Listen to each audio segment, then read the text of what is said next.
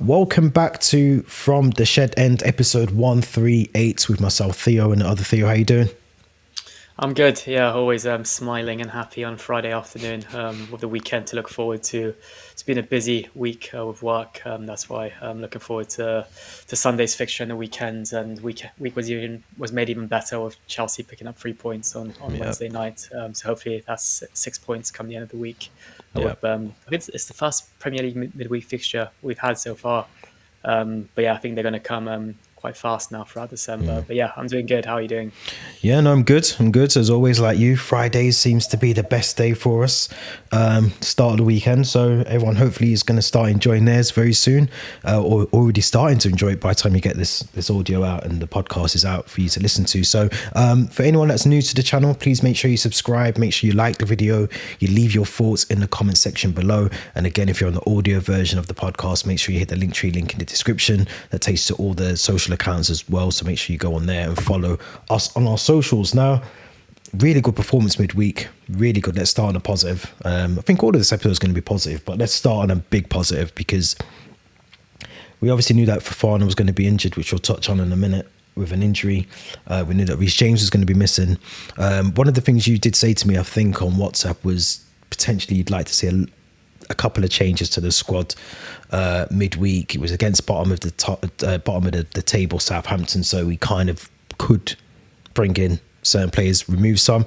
But what was your thoughts on the performance? It was really it felt like the Chelsea of old had come back. Yeah, like you mentioned, it felt like an opportunity to perhaps rotate, give those players who've been excelling in the Conference League an opportunity to play. And Cuckoo featured, who only made his first Premier League start since match week 1 against Man City back in August. And I thought that was a well-deserved start for him. And I'm pleased he got his goal, albeit kind of a self-inflicted by Southampton, that goal. Yeah. And then other players like Disasi getting a chance to play, and he actually scored, credit to him.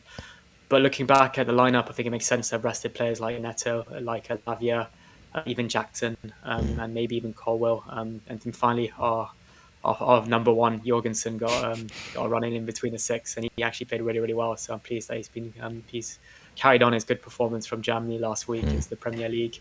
Although Maresca's comments after the match saying that Sanchez and another 10 players will start on Sunday goes to show that he's still sticking with Sanchez for the time being as his number one in the Premier League. But no, I was really, really pleased with the performance. I was a bit nervy at the first 10-15 minutes because it felt like Southampton had a bit of a control on the game, and they started off fairly well. And I kind of felt like maybe we made too many changes, particularly to Sassy maybe. I don't know, maybe not playing Lavia could have maybe backfired. I think Enzo was at fault for the only Southampton goal where he loses the ball almost on the corner line.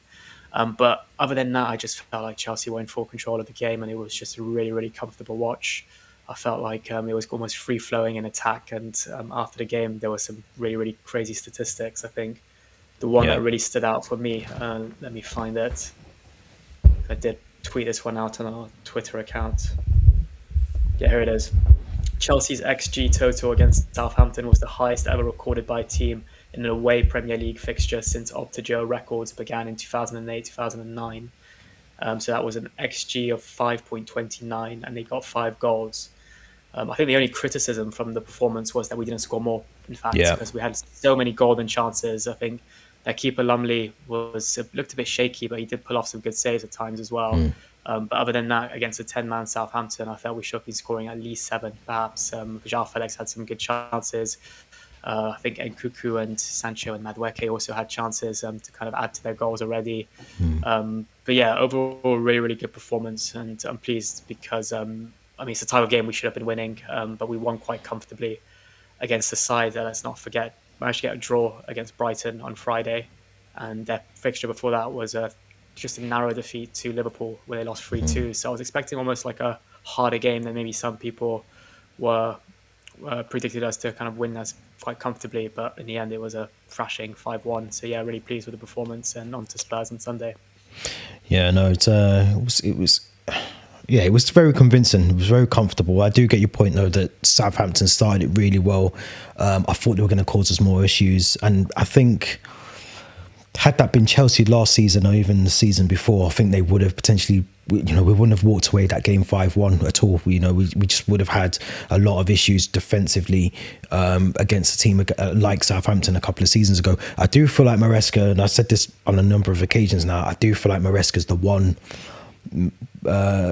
big difference at the club in terms of just how the team seems to be playing for him. There seems to be a lot more unity, and I love that word cohesion, but there seems to be a lot more of that in the squad now. I feel like we've got a foundation that we've built on with Pochettino, which is unfortunate for him because he's obviously no longer at the club.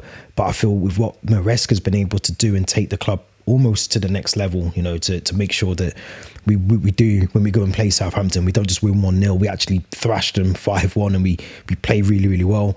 I was impressed with the fact that we were able to change, I think, 7 of the players that didn't start in the previous game, and still look very convincing. I thought that was really good as well. I do want to talk about one incident in the game, which I do think again helped us to an extent. Jack Stevens' red card, pulling off the hair of Cucurella, which annoyed me slightly because I messaged you straight away and said it's flashbacks of Tottenham with our friend Anthony Taylor.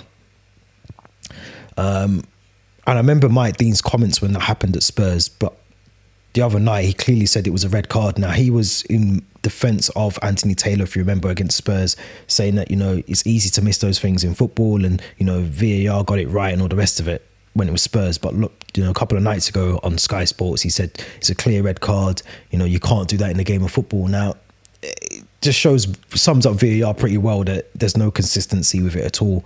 Did you think it was a red card, first of all? I'm still really on the fence with this one. It's so hard because I haven't really read the referee manual, what warrants a red card or what's a yellow card. I'm kind of maybe classing it in the same position as maybe like an elbow or a shove, because when you think of it, it's still technically a part of his body. And it's not like it's a shirt pull, which is the uniform he wears. It's actually he's pulling his hair. It's assault. You couldn't do that. Yeah, you couldn't walk down the street and do that. You can't exactly. It's almost like a small little crime, and it's like physical kind of touch or harm. And it's not, Cucurella has long hair, it's his decision, and it can impact the way he plays, but then if players take advantage of this and pull his hair on a consistent basis and it's not kind of penalised, then no, they will take advantage of that. So I'm almost glad that now one player's done it, has faced the penalty of a red card, and now players will know not to do it again. But then again, I just do wonder where's the consistency, because like you just said, this happened 2 years ago against Tottenham at Stamford Bridge in, I think, August 2022. And Cucurella went down, and then I think Tottenham scored from the corner after. Well, it was Christian Romero, wasn't it? Romero pulled his hair, and Romero, doesn't he either scored a goal or he assisted the goal that went on to get the draw? Kane scores it in the end, but Romero definitely played a part in that. Or Cucurella goes down, meaning he couldn't mark Kane or whatever it was. And then I think they even admitted afterwards they made a mistake, and VAR should have given that as a foul. So this is where I'm kind of irritated by. It's like, if that's a foul and a red card just on the pitch, then why is it not a foul in the penalty box leading to a goal? But yeah, like I said, I feel like now it's happened once, it will likely happen again, and more red cards will be awarded. Cucurella's not the only player with long hair in the Premier League. I think like Wesley Fofana, and there's a few others. Back in the day, you used to have Guendouzi and David Luiz with this kind of like afro throws. But yeah, I think it's a bit harsh because it wasn't really like a violent pull. It was a small tug of the hair. But at the same time, like you said, if you can't just do that in the street. There's no different than it happening in the street than on the football pitch. So yeah, Southampton down to 10 men, and I think that definitely helped us kind of have full control of the game, especially in the second half. Yeah, it definitely changed things and swayed things as well. I think it was a harsh red. I think very similar to you. I think it was a really harsh red, but at the same time as well, I think had the ball been in play, I think there's a lot of talk about why we didn't get a foul from the red card. It was because the ball was out of play at the time of it taking place. I think it was from a corner, the hair pulling. So, but if that was in play and Cucurella is running towards goal and he tugs his hair back, that's a penalty all day. So, if you pull on someone's shirt and it's a penalty in the box, pulling someone's hair is more severe than pulling on the shirt. So, it was harsh red card, but at the same time as well. And Jack Stevens, I think he's probably the most booked player this season for Southampton. He does love a booking anyway, but look, I think as the game progressed, we were in control with 11 or 10 men, it didn't really matter. I do still think Nani Madueke, we've got to talk about him. And to credit Maresca, I think he was asked in the press conference after the game, I think, I can't remember if it was this week or the week before, there's been that much football on the last couple of days, but he was asked about why he wasn't starting the game. It was because he apparently Maresca wasn't happy with how he trained. He was honest, he came out and said, he's not been training well, he can do better.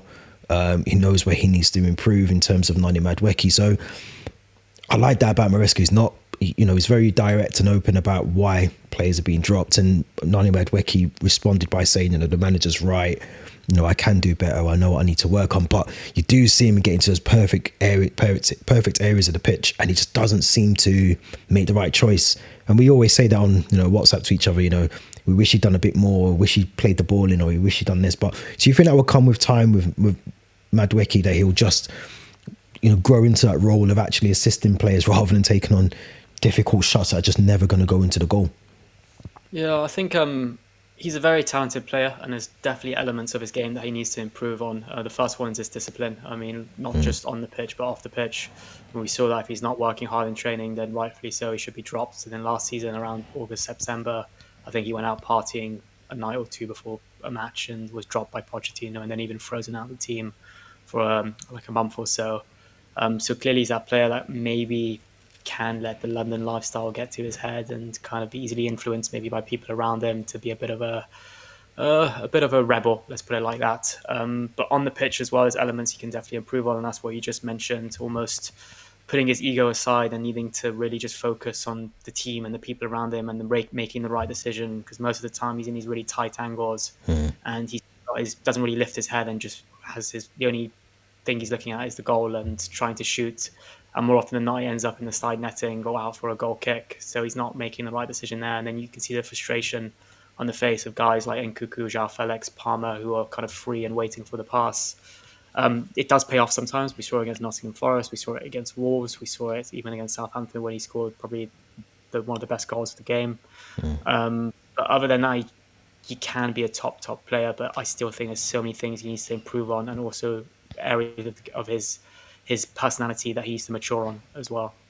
Yeah, no, I agree with that. I think he's got talent. I'm gonna say my predicted lineup for later in the episode, but I just think there's better options from the right side that we need to start exploring.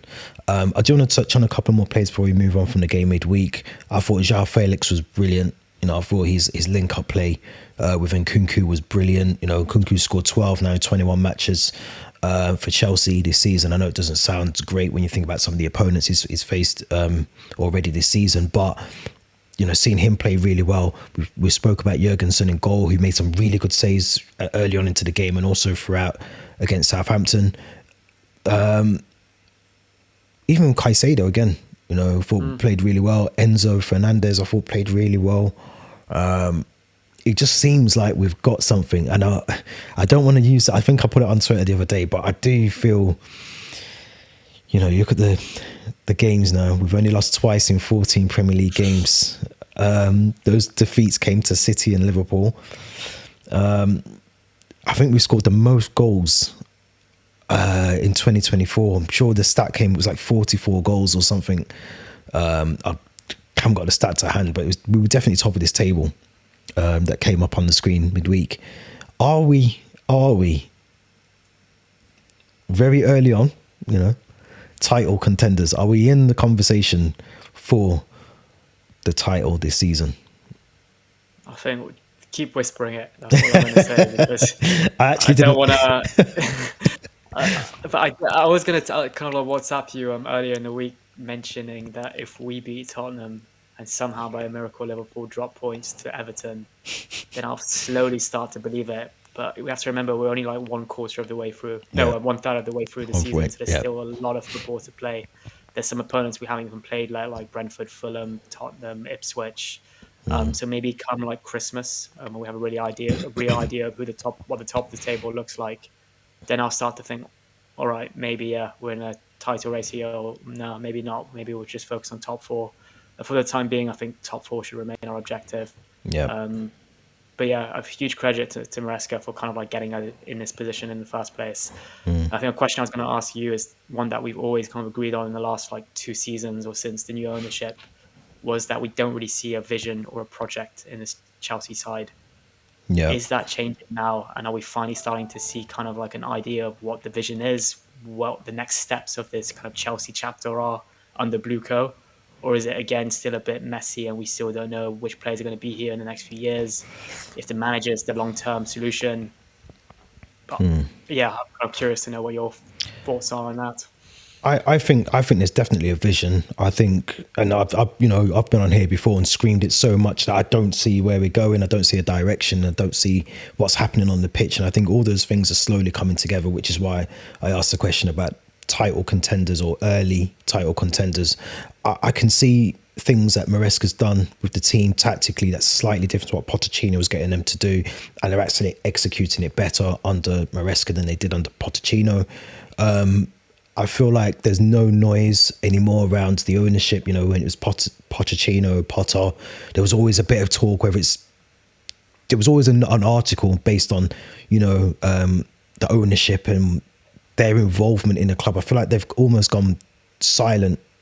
You know, they're just letting the manager do what he's got to do. Maybe that's because we're winning, so this is what the stories has to be now. The narratives change, but it doesn't seem like there's any sort of issues. You know, it was only a couple of months ago they were talking about the two owners weren't talking.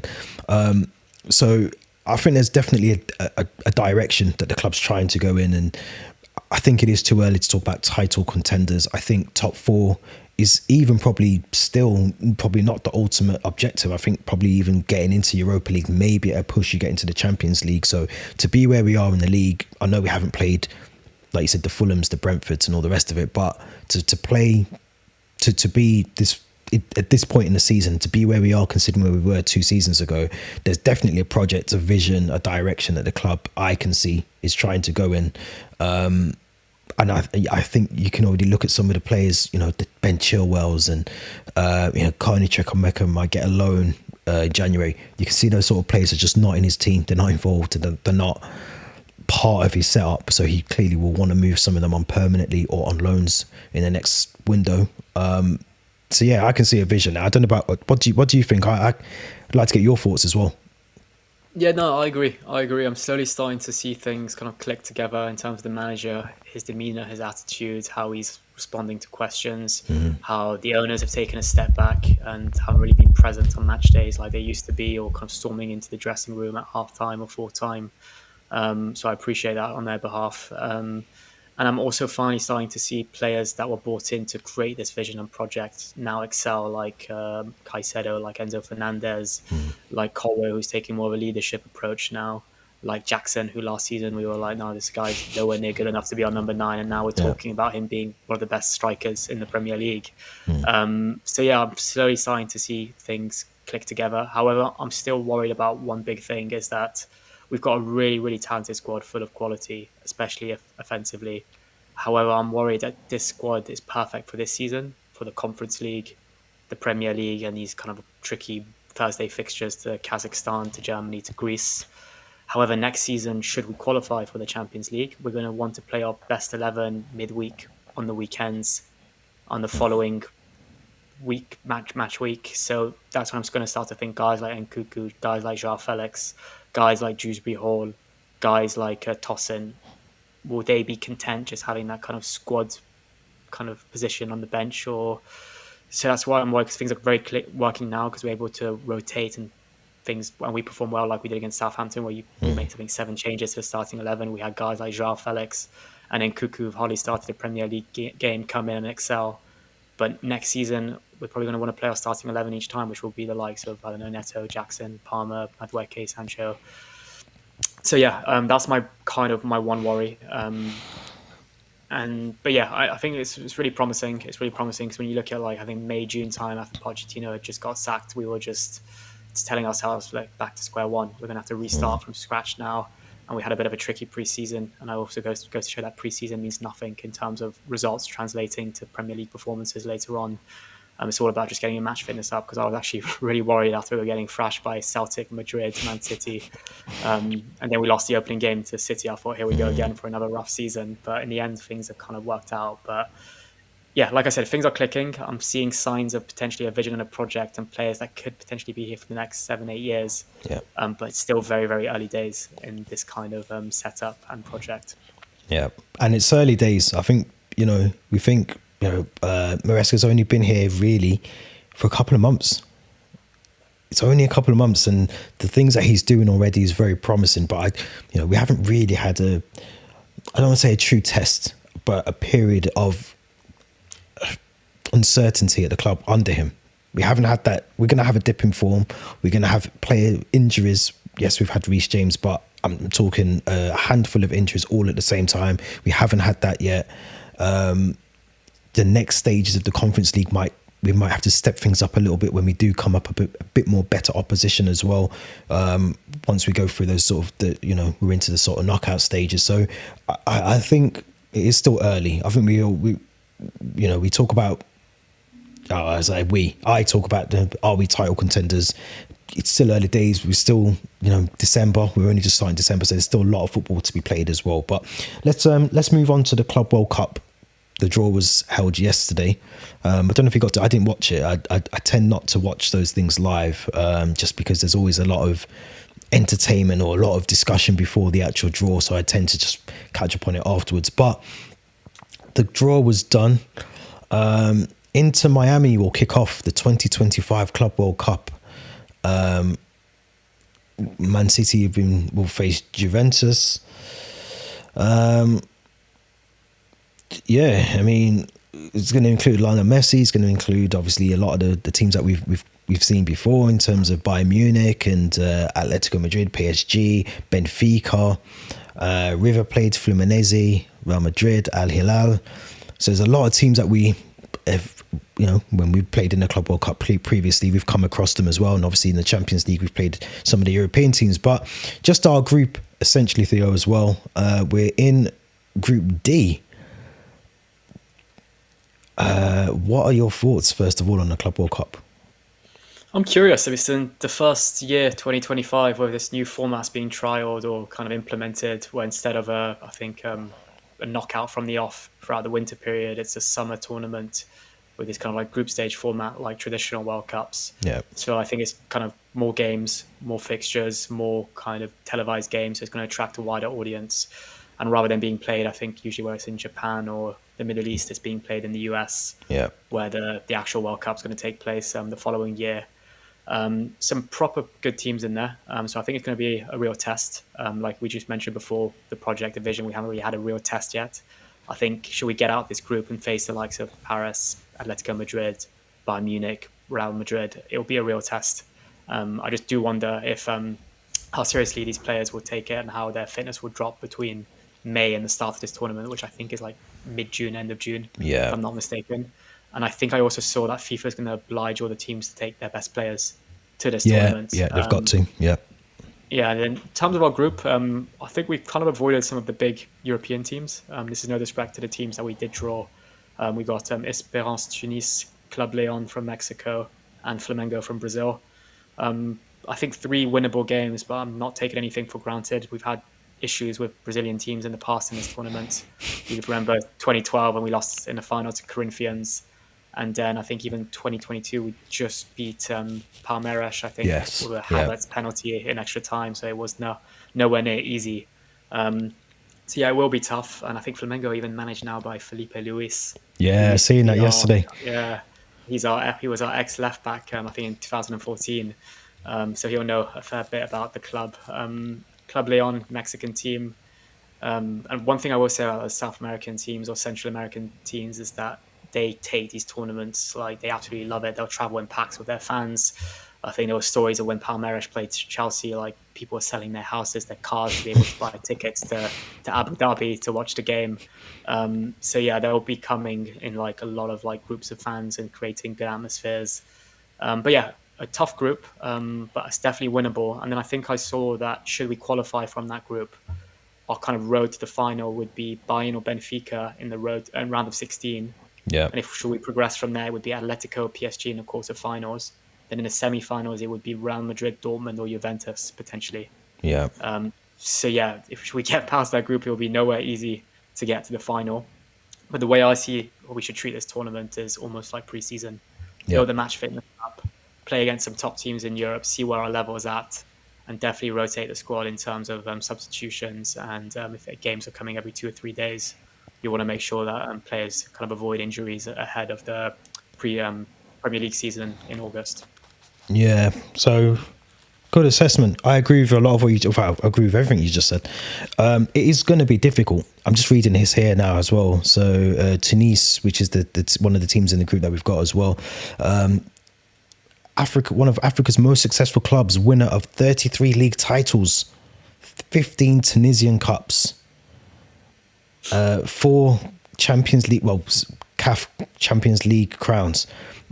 They are not going to just be walked over. You can't just, as Chelsea fans, we cannot, because we don't really truly understand how good the teams are in the group. We can't expect we're just going to walk past them. They will be up for it. I remember you saying even in the last Club World Cup how much, some of these Brazilian fans adore this. This is their World Cup. This is their moment.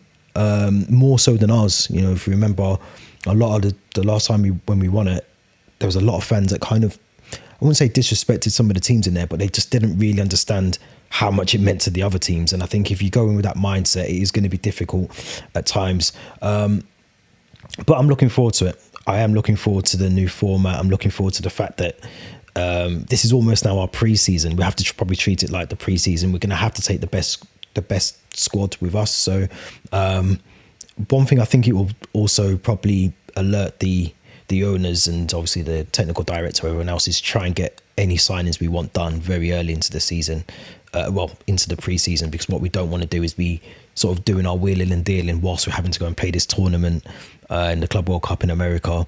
You want your players who you want to be signing to be in that door very early, as soon as the window opens. So that might be in the back of the minds for some of the, the ownership.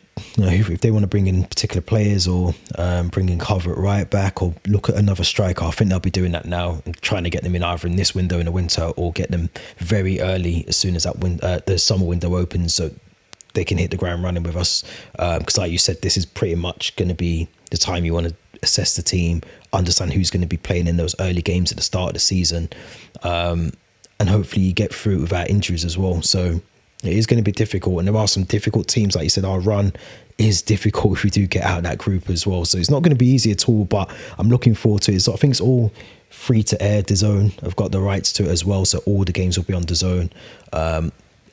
Reasonable times possibly as well, not too late, not too early. So yeah, I'm looking forward to it. Yeah, likewise. I think like what you said about injuries, not injuries, transfer business, that'll be really important as well. Get that done before, rather than have to kind of like play this tournament and get transfer activities done at the same time. Just how any kind of outgoing players might be left behind at Cobham. Just like what we did with Chalobah. Can't remember who else was left behind last season. Gallagher as well, because they were kind of on the way out. So I guess any player who's not kind of part of Maresca's plans for next season should just stay behind at Cobham and try to find a solution for them elsewhere. Do have to be careful though, because I think with these kind of World Cups, if they're anywhere like the International World Cups, there's going to be a game every 3 or 4 days, we think. And you just want to avoid that kind of like Loftus-Cheek injury that he had out in the US in that friendly game. So rotation is going to be so key, like almost different 11s for each half maybe. If you're allowed to do that just like pre-seasons, or different 11s from one game to the next, should we secure qualification. Maybe in the third game you just play a fully rotated 11. But yeah, the last thing you want is to kind of like have guys like Cole Palmer who would have played every Premier League game to that point, have maybe 2 weeks holiday in Mykonos or Dubai, and then go straight to the Club World Cup and face an injury. That's really what you want to avoid at all costs as well. Yeah, no, I agree. I think this is where that sort of overcrowding, or what people like to call it, the overcrowded squad, will come in handy for us. We have got, you think even if we do retain Carney Chukwuemeka, Cesare Casade, Dewsbury Hall, we've got so many players that we could just potentially use in certain areas. You look at our attackers in terms of Neto, if we keep Sancho, João Felix and Kunku, Jackson. If you sign another striker or another attacker, we've got someone there as well. Tariq George potentially going there as well. Josh Ashiempong, Reece James might be back fully fit by then. So there's so many options and so many different. I feel like this is why we've got the squad, because of things like this as well. Estevao Willian, I think, is coming in. Yeah, he'll be in. Paz, I think they'll be in that squad potentially. Yeah. One last thing I'll say, because we touched upon Brazilian clubs, could there be a reunion against Fluminense or Thiago Silva? I did cross my mind when I'd seen Fluminense, and I thought, I'm glad we avoided him, but we could almost see him on the journey to hopefully to the final as well. So, which would be good, but I think at the same time as well, I mean, it'd be a bittersweet moment, wouldn't it? I think. Yeah, you could just picture him already clearing a goal line line, like a goal line clearance from like a Cole Palmer shot or Jackson cross. That's how good of a defender he is. But you wouldn't want to see him not win the Club World Cup as well, because he's still obviously a fan favourite at Stamford Bridge. So it'd be difficult, but let's hope we can avoid him at all costs, so we don't have to come up against them at all. But I'm looking forward to it. I think it does kick off, like you said, is it 15th? Yeah, 15th of June it kicks off. Hard Rock Stadium in Miami. I think the final, which has now got a new trophy, so there's a new Club World Cup trophy. Final is on 13th of July in New Jersey, MetLife Stadium. So yeah, all 63 games will be shown live on DAZN. So yeah, I'm looking forward to it. Yeah, it really is like a Club World Cup, isn't it? When you look at the kind of dates and the amount of fixtures. Yeah. So maybe it's almost like a trial in the US ahead of the World Cup in 2026. Yeah, well, yeah, definitely 100%. Let's quickly touch on Wesley Fofana, because we spoke about him earlier. We didn't sort of touch on him in great detail, but I feel like it's unfortunate for him. Again, I don't know. Obviously, Maresca's got his press conference currently as we're recording this for our Tottenham game at the weekend, but it didn't look good when he came off at the weekend. Really sad to see, because obviously he's performed, building up a relationship with Levi Colwell in our centre backs. Really, really wrong time to pick up an injury in our defensive line. Yeah, it's a shame. I mean, we have to remember he missed every single minute of football last season with that injury he had. And I feel like it was only a matter of time before he was to get another injury this season, given the amount of football he's played in the Premier League, especially. He even played the right back against Leicester a couple of weeks ago, which is a bit of a more physically challenging task, having to kind of bomb down the pitch up and down. And he did put a kind of a reassuring message on Instagram, I think, mentioning that it's just like a bit of muscle fatigue and these things happen when you come back from a long injury, but he'll be back very, very shortly. Yeah. So I expect him to miss the December period. It is very, very unfortunate, but I also feel like we have enough cover in defence now to cope with these type of injuries. If you look at Fofana missing out of injury, we've got Badiashile, we've got Disasi, we've got Tosin. I agree that they're not anywhere near maybe Fofana's level, but I also think the level. No disrespect to the teams that we're going to play with in December, and we shouldn't underestimate them. But I think we have enough cover and maybe potentially quality to deal with those fixtures during that time. I think Badiashile and Tosin will be the two main ones that will play alongside Levi Colwell in the big Premier League games. Yeah, I agree with that one. Maresca, as he's currently doing his press conference, has said both Reece James and Wesley Fofana are slowly getting better, but as said the other day, it's a matter of weeks. They are still far. So the one is still ill. So Mudryk's out, so we know that now. So Mudryk won't be involved. I don't think he was involved he wasn't even on the bench for Southampton, was he? So he's out, still ill, so he won't be featuring against Tottenham at all. But no, I agree. I think it is a massive loss, but I think that, like you said, the cover that we've got there now in terms of, Badiashile, Disasi, Tosin as well, another one. I just feel with the partnership that Levi Colwell was having with Wesley Fofana, it's really unfortunate. We've got to disrupt that, and we've got now to get through, which is going to be a busy period for us over the next couple of weeks. Get through some of these games where you would have expected Fofana to definitely play a massive part in there, but we've just got to, again, it goes back to that squad depth, doesn't it, in terms of having enough about us. I thought Tosin done really well, and Badiashile done really well against Southampton. Or was it Tosin? It was Tosin, wasn't it? It was Tossen. Tossen against Southampton, And Badiashile Badger against against Leicester, isn't it? Leicester. Yeah, sorry, Yeah. I'm getting them all confused. So yeah, do you know what? It goes back to the lineup that we did last week.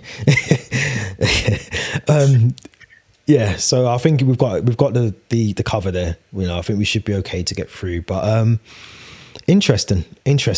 Let's talk about Spurs. We've got them, you know, big game.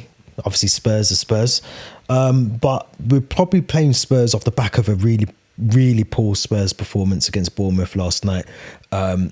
Probably playing them at the right time. There's a lot of pressure on Ange Postecoglou now. They've got to get the result here. I think they play us and they play Rangers, and then they think they play Southampton in a couple of weeks' time as well. So this kind of feels like the game that they have to make sure, you know, obviously Rangers and Southampton is a big performance for them, but this is the game that the fans will want to see 3 points and for them to bounce back. But we're in good form. What's your thoughts going into a game against Spurs at the weekend on Sunday? Yeah, I think we've got a really good record away to Tottenham as well, especially at the new Tottenham Stadium. And I think this is the perfect time to play Tottenham. I think they've had an abysmal kind of November, December period, just the one win against Man City, which almost felt like a bit of a positive blip for them. But I think that came in between like defeats to, was it like Fulham, Galatasaray? Then they lost to Bournemouth and they drew with another team recently. And you mentioned, I think Ben Davis got injured last night Yeah. as well, and that adds to a very hefty injury list for them. It's got Romero on it. It's got Vicario, who has a fractured ankle, I think. Yeah, he played through the second Odegaard, half. yeah, which probably made it worse. Odegaard is injured with a hamstring. Richarlison's injured with a hamstring. Van der Ven hamstring as well. Archie Moore injured with he's ill apparently. And I mentioned Ben Davis also injured. So yeah, I think they're really kind of depleted with injuries, and I think I'm not sure you saw the 4-time scenes at the Vitality yesterday, but I did. fans are slowly starting to turn on Ange Postecoglou, I think, which wasn't something we would have thought would happen last season, given how kind of that rapport and that bond he created with the fans almost immediately. So I think should Chelsea beat Tottenham, things could turn very, very toxic and sour at the Tottenham Stadium, which as a Chelsea fan you're all for, really.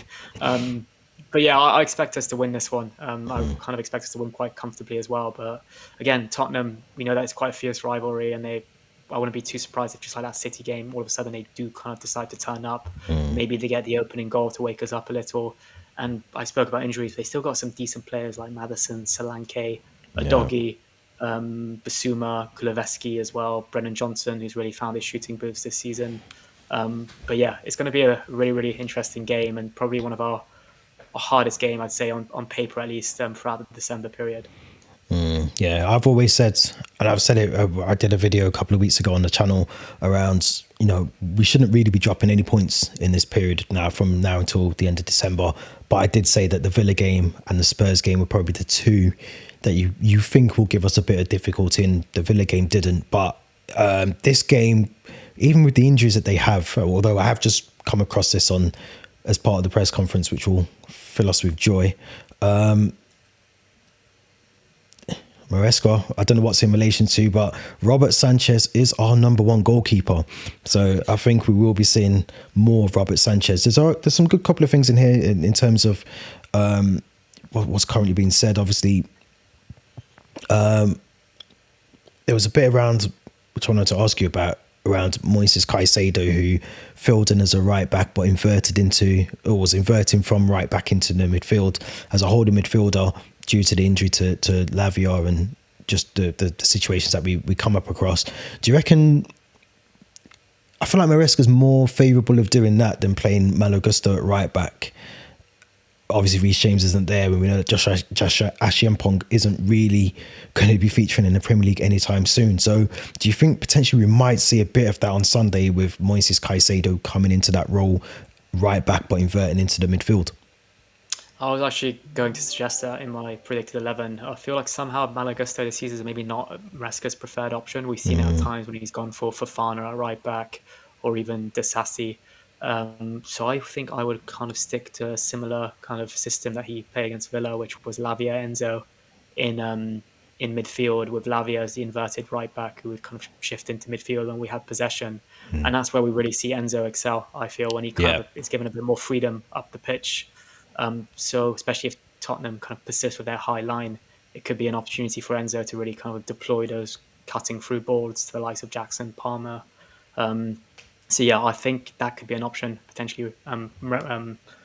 Caicedo as the inverted right back. Yeah, and I think even Maresca's saying, we will see him there again. I think he prefers that. I think it gives us a bit more dynamic as well going forward. I think Moises Caicedo did it for Brighton as well. I'm pretty sure he played right back and done exactly that same role. Maybe not inverting him, but he's definitely played as I'm sure he even played as a right wing back for Brighton a couple of times as well. I just think this is a game that we have to, not just because it's Spurs, but I feel like we have to play really well, because like you said, they do have a tendency to turn up when it matters. I think last night, them losing in the manner that they did, and the fact that the fans are slowly turning on the manager at Spurs now, I feel like this is, and Son was rested for a good, I think he came on just after the 55-minute mark or 60 minutes into the game yesterday. So I think that was one of the key things. They thought they could probably beat Bournemouth without having to use him. Brennan Johnson's on 8 goals this season. Son's on 6 assists. Maddison's always, got a threat about him. So is Kulusevski as well. So they do have, and even Destiny Udogie, I like him as a player. Sarr in midfield. So they still have, albeit with Timo Werner. I forgot about him, but they've still got, even with the injuries, they've still got a really good squad. So I think we have to be very, very mindful of that and careful that we don't fall into the trap just because they lost to Bournemouth, that we can just go there and we can just, walk the park with them, because it won't be an easy task. Yeah, and Fraser Forster, he's bloody tall, isn't he? Respectable, really, really we've got to respect him. Respect him. He's a good backup. So yeah, I know Vicario is an excellent keeper, but it still won't be straightforward with Forster in goal for them. Not at all. Let's get on to our predicted lineups, the part I enjoy doing at the end of the podcast. Again, if you're listening on audio version of the podcast, we'll talk through our lineups. But again, if you want to visually watch this, then please go over to the YouTube. You'll be able to subscribe over there and watch as we do this on the YouTube as well. But ignore where the players are. I say this every single week. I don't know why it does this. It just populates somewhere they want. But Theo, what would be your lineup for Spurs Sunday? Who would you go with? I mean, I'd probably stick with Jurgensen, but by the looks of it, it will be Sanchez. So might as well just put Sanchez there. Then I would go with what we just mentioned, so Caicedo right back. And I would stick with, I think given that Tosin and Disasi started, I think it will be Badiashile alongside Colwell, actually. Yeah. So yeah, I'll go with Badiashile and Colwell as my 2 centre-backs, with Cucurella at left back, who's probably right now the most important player alongside Caicedo, I would say. Yeah. Enzo, Lavia midfield. I would go with Palmer as the 10 and Sancho and Neto as the 2 wingers with Jackson up top.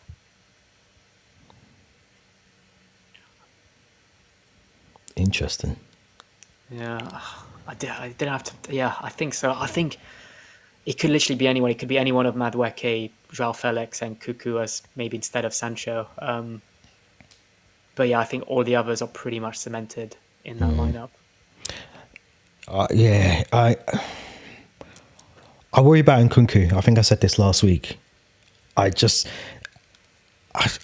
got to find a role for him in the team for me, and I think one of the problems we have is we've got too many attackers. It kind of goes back to what I was saying before about the Club World Cup, but we've got too many attackers that play in very similar roles in our team. I would probably, the only things I would change, I can't. I've got to change him first of all. He will not start, but because it's the lineup I would go with, I'm going to go with Jurgensen, but Sanchez will start. I agree with you, Caicedo right back. I think that makes perfect sense. I think what we just discussed before, I think Cucurella, I think Badiashile. Yeah, I don't think Tosin's preferred above him. I don't think Disasi will start there. I hope he doesn't start there anyway. We'll see the 2 midfielder, Fernandes and Lavia. The only things I would change, I think, for me, It's so tough, but I would move Palmer to the right. I feel like he's more effective off that right side. I would. It's so difficult. It's difficult, but I would put Nkunku in that team, and I think we've got to start using him because he's such a talent. And I think we will look back if we do lose him, whether that's to another team in the league or somewhere else in Europe. But I think we'll look back on him and think we had him and we didn't use him. Yeah. And it's harsh. Would I start Sancho in this game? No, I wouldn't actually. I don't think I would. I think I'd start Neto. I think I would, but I'd put Neto on the left and I'd keep Jackson there. I think he'll offer more for Jackson than Sancho will. And I think Palmer on the right will offer more to Jackson, and Nkunku linking up with Jackson. And, that four of Neto, Jackson and Nkunku and Palmer, I think needs to be our preferred, favoured attackers. Yeah, no, I do like this actually. I'm just thinking like we just haven't seen enough of Nkunku and Jackson this season together. They've either started in Jackson starting in the Premier League and Nkunku in the Conference League. Yeah. And then when Nkunku has come off the bench, he's often replaced Jackson as the number 9. So I think this could be like the beginning of potentially a really good partnership. And if we remember back to summer 2023 when we just signed Nkunku and Jackson, they were like really, really linking up well in pre-season against Brighton and Newcastle, those 2 games. So I like this lineup. I just wonder if Palmer can excel on the wing position where he's often played as a 10 this season. But I think it could be the right match to maybe experiment this, see if it works. And if it doesn't, we've got all the options on the bench. We need to maybe swap things over in the second half. Palmer started on the right last season, I think, and he scored. I think he played predominantly most on the right. So I think that's my only rationale. But my thought process behind it is, not that he's been ineffective this season, because I mean he scored the other night against Southampton, albeit a very cheeky goal. But I feel like he can still be just as effective off the right hand side. I think it would be probably a doggy that would be on that left side as well, cause him some problems. I think Neto on the other side as well will cause problems. I just think you look at the defence that we've got, we need someone that's going to be a bit more. I worry with Madueke being in the team. So I wouldn't put him in there. And I think Sancho, I still think there's a question mark about him.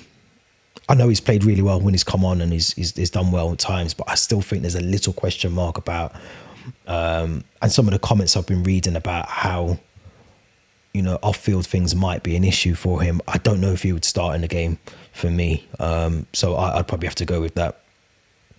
No, I agree with that lineup. Actually, you've almost changed my mind. Made me change my mind. So I'd much rather see Nkunku now than Sancho as a Nkunku 10 and shift Palmer onto the wing. It'll make doing the social images a bit more easy this weekend for us. But just before we wrap up, let's do our predictions, our score predictions for Sunday. I'll let you go first.